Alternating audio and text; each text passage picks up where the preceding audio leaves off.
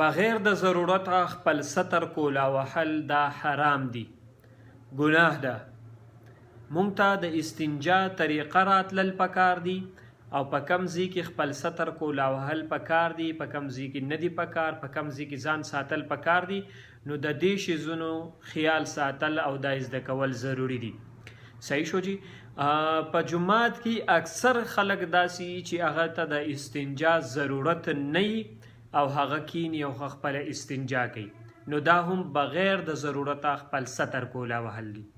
رسول الله صلی الله علیه وسلم د دینه منع کړی دا بغیر د ضرورت خپل ستر کولا وهل دا حرام شو، ګناه شو. صحیح شو. د دې لپاره یو څو طریقې یو څو خبرې دا ذهن کې کېدوي.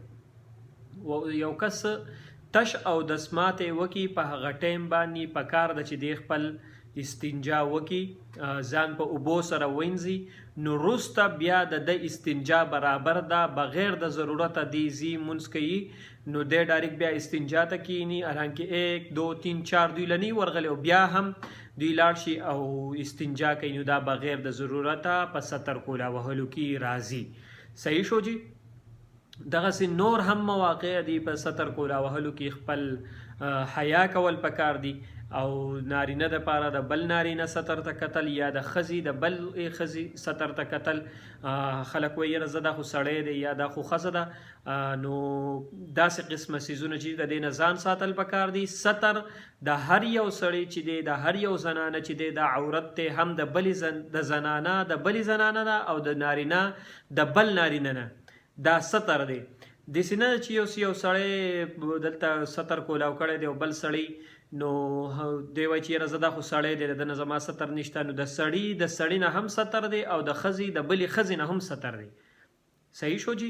د سړي د ښځې نه هم دی او د ښځې د سړي نه هم دی او د ښځې د ښځې نه هم دی او د سړي د سړي نه هم دی. دا قصه لکه ګرانه شوه پوه شوی جی.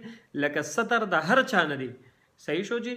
نو په دې شیزونو باندې ځان پوهه کول پکار دي، بغیر د ضرورت د خپل ستر نه دی کولا وهل پکار دي. دغه شان خپلې تقاضې ته او خپل اندام ته نه دی کتل وی پکار.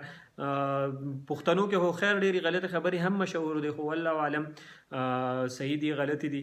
نو دغه شی دی چې خپل ستر د دینه بغیر د ضرورت مه کولا وهئ. صحیح شو جی. جزاک الله خیره.